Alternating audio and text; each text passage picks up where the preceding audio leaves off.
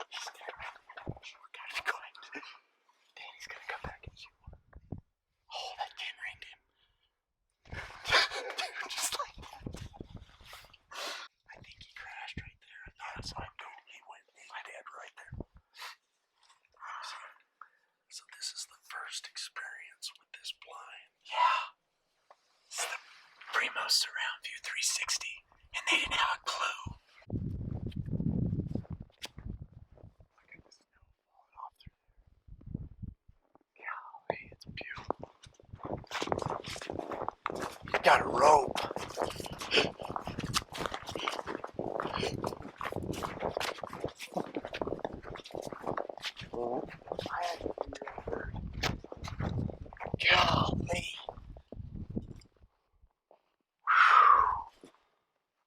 Look, 3 beards. No way. He's a triple beard. He's a triple beard. He's a triple beard. Oh, dude, look at this.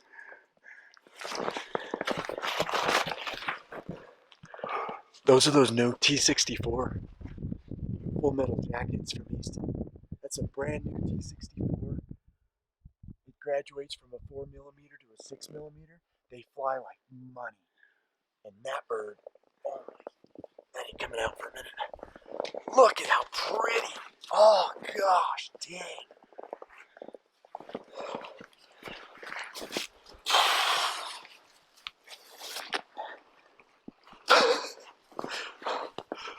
Golly.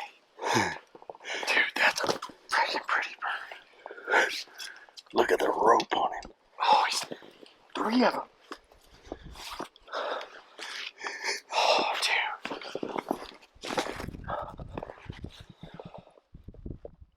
Tell me that's not pretty. Oh man. 3 beards. 3 beards. Separate those beards. I've never shot a triple bearded bird. Look at the fan on him. Separate those beards.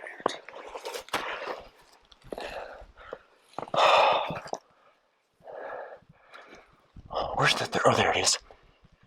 1, 2, 3. He's going on the W. This bird's getting mounted. Oh man. Well, Colorado has been a blessing this year. You don't get to tags in Colorado very often, but getting that Ranching for Wildlife tag and getting to come up here and hunt this country with my good buddy Danny, he invited me up, and I mean, we were on them and they were thundering on the roost, and it's 20-some degrees, but you wouldn't have known it. And I mean, a triple bearded bird, 3-year-old, huge fan. We're gonna go take pictures, and that was awesome. If you don't get excited about that, I don't know if you ever. You're crazy. You are crazy. Come on. Gosh dang. Now we gotta go get Danny one. That's so cool, dude. Proof's in the pudding with that blind. I mean, I shot that bird at 8 yards. Yeah. I mean, just under 9 yards, and they never had a clue. No. After getting in the truck and pulling out of here, we went to my house, kind of brewed some coffee, regrouped, charged up some batteries, and then we headed for one of my other spots. It's more of a traditional Eastern Plains cottonwood bottom Nothing type like turkey this. hunting. Nothing like Nothing this. like this. And the crazy thing, it's only half hour from here. Yeah. And it's like you're in a different state. It really is. It really cool. is. But we go pulling up, and when we got to that property, we were pulling down the road. Did you hear a gobble? Yeah, I just heard a gobble. That was awesome. I didn't want to say anything, but that's why I kind of went like this. I was ready to go. I heard a gobble. He's over there. Yeah. So we pulled up to the other property. Yeah. I look off to the left out of the truck, or actually you did. Yep. You spotted that other bird, Yep. that first bird, big, long rope sucker. Big Tom. And by himself. Yep. He was cruising too. You could tell he was cruising. And there was 2 toms, probably 50 yards behind him, Yep. that were just following and headed up the creek. Yep. So real quick, we came up with a plan, and there's a little secondary creek that would allow us to slip in around on the other side of this of these birds that were headed up that creek. And once we got kind of to where the 2 creeks kind of come to a junction, Yep. rather than following it all the way in there, there was a big green flat that kind of divided the 2. And we found a place where we could pop the ground blind up, and we went with my older ground blind that we popped up right there, and put Jace in that ground blind, and then I went and looped out, got about 70 yards, 60 or 70 yards in front of you, and got right on the edge of that green flat to where I knew if we called any of those toms up out of those cottonwoods, out of that Cottonwood Creek bottom, when they got to the top of that, they'd be able to see my Stalker Decoy here. and you watch the whole thing. You can Oh man, take over. It was awesome because I'm sitting back 60 yards, 70 yards off of where Danny set up, and he set up perfect. And one of the things I think that he did really smart was he set up a little bit where those birds, they couldn't see the entire, they couldn't see you. They couldn't see from me from the waist down. What they could see was the top of this bird's fan. And I think that was key because you'd see as they came through that opening, you know, there's some sage out there and just a perfect spot. They'd crane those necks and they're wanting to see more. Yeah. And then, man, when Danny, I gave him a little bit of movement. I didn't think he was going to shoot him. He has this goal, he has this dream in mind where he wants to shoot a bird, where the broadhead actually penetrates the bird and the arrow is still on the string. And honestly, we were talking about wanting to come back up here because it's so, I mean, it's beautiful up here. And we were thinking, man, tonight we had a whole plan. We knew where those birds would be headed back that night. We didn't bother them. You know, great thing about archery hunting too, that didn't bother a bird. Yeah. And yeah, but gosh dang, that was just crazy. Part of the rest of the story is, when I got over to the edge right there where I wanted to set up, I had my Browning trail camera and a little tripod with me. Yep. And I love using that Browning trail camera to capture my own hunt. And I crawled it out there and kind of put it at a 90-degree angle. If a bird came, I wanted to be able to film the side angle to where you could see me behind the decoy over here and you could see the gobbler over here and see the whole process. Because if the camera is straight on, you can't see me back here. If the camera's behind me, you can't see the turkeys up there very well. So I needed that 90-degree angle, and I needed the bird to get close enough to where he tripped the camera and turned it on. So like half of what I was thinking the whole time is wait for him to get close enough. Right, you wanted him to get close enough for that camera to turn on. And it's kind of like, oh, he's got to be close enough now. And then I went ahead and drew, you know what I mean? And sure enough, he tripped the camera, but his buddy was just, if he'd have been another 3 yards back, I wouldn't have had it. No, because we didn't have his buddy. Yeah. And then you had the GoPro mounted to your stabilizer. Yes. And you had that view. Yeah, and it was kind of down below the bushes you don't even because think it's he's lower. Gonna do it, and then you can just see the tip of that arrow start shaking like this, and then you come up and those birds are literally right on top of you.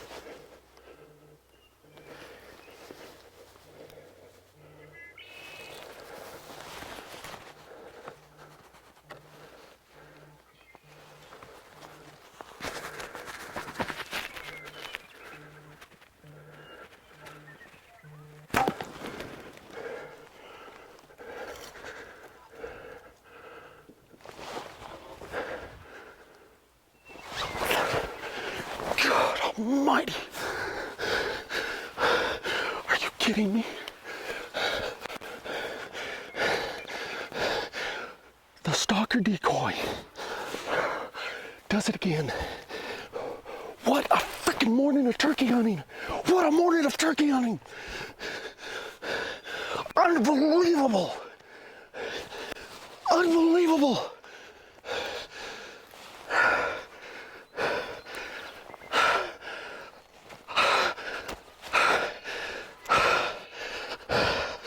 What Sanford used to say, I forget his wife's name. Ethel, this is the big one, or Edith, this is the big one. This is the big one. You've got to be kidding me. Oh. Are you kidding me? Are you kidding me?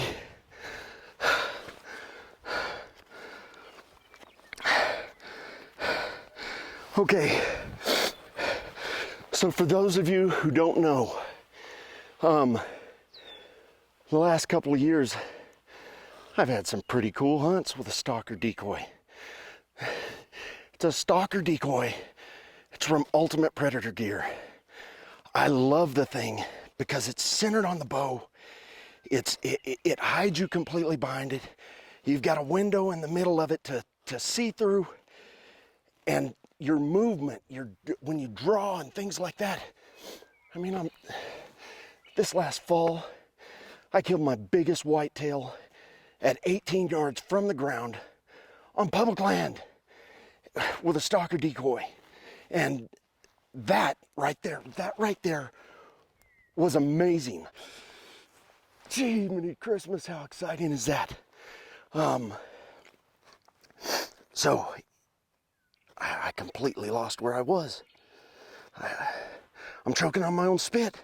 I don't know what to do with my hands. Oh, man. That was one of the coolest freaking things I've ever seen. In the turkey woods and any woods, that was freaking awesome. I couldn't tell from where I was, but Danny had to have those birds at like 3 yards. That was stupid cool. Was it awesome from there? Awesome. I think I don't know if I had as much fun as you, but all freaking most. Oh, dude. Oh, dude. Is that? That was stupid. That was so fun. Oh my God, dude. Look where you were. Look where the feathers are. Okay, come here. Here's where I was, right here. So 1, 2, 3, 4, 5 yards. You just smoked him too. So I had my Browning trail camera set right over there. And I don't want to get too excited yet because we had a little mishap this morning where somebody named Mr. Farris misset a Browning trail camera and it didn't get Jace's bird. Hopefully I did it right this time, because if I did it right, it's going to have me and that bird in the frame, and like it'll be such a cool angle on this thing.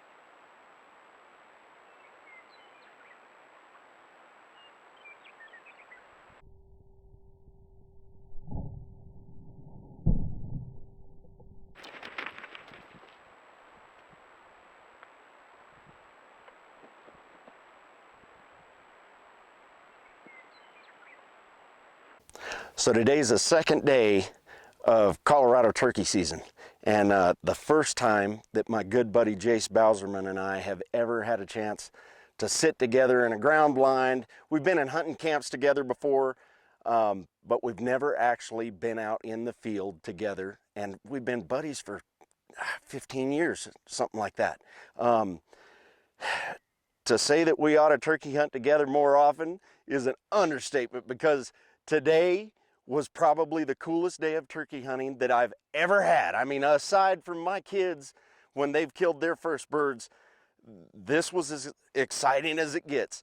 Jace thumped a beautiful tom this morning out of a Primo surround view 360 blind, and it was our first time either of us had ever sat in that blind, and it's incredible.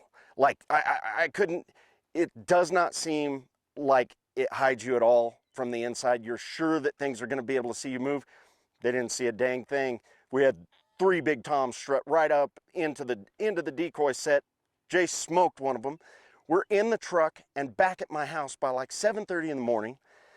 And I'm like, let's go over and check out this other property that I've got to hunt over here. It's completely different. It's down off the mountain. It's in a cottonwood creek bottom over here. We pull up and we spot 3 toms working up this cottonwood draw right here behind us. We snuck all the way around, kind of got over in front of them, put our ground blind back there probably 60, 70 yards behind where I was going to set up. I stuck my little Browning trail camera, my recon force, just right over maybe 20 yards from me pointing back at me. And I love capturing my own hunts with these Browning trail cameras because number one, the video quality is insane. Number two, I get so stirred up most of the time that I forget to hit start if I've got a GoPro out there or something like that. This thing picks up the motion, the camera turns on, you've got full HD quality video that's usable for production, everything else, and it does it all by itself. And it doesn't take any brain power, which is exactly what Danny Farris needs, is some things that don't take brain power. I felt like my heart was going to explode. This decoy has added a completely different element to anything that I've done over my 35-year-long bow hunting career. I feel like a 15-year-old kid out there with a bow again. There's things happening to me that have never happened before. And that was a prime example of one of them. But we're gonna get this bird loaded up. We're gonna go home and take some pictures of me and Jace together with our birds.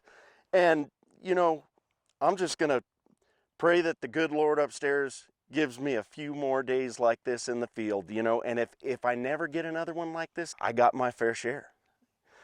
What a day of turkey hunting.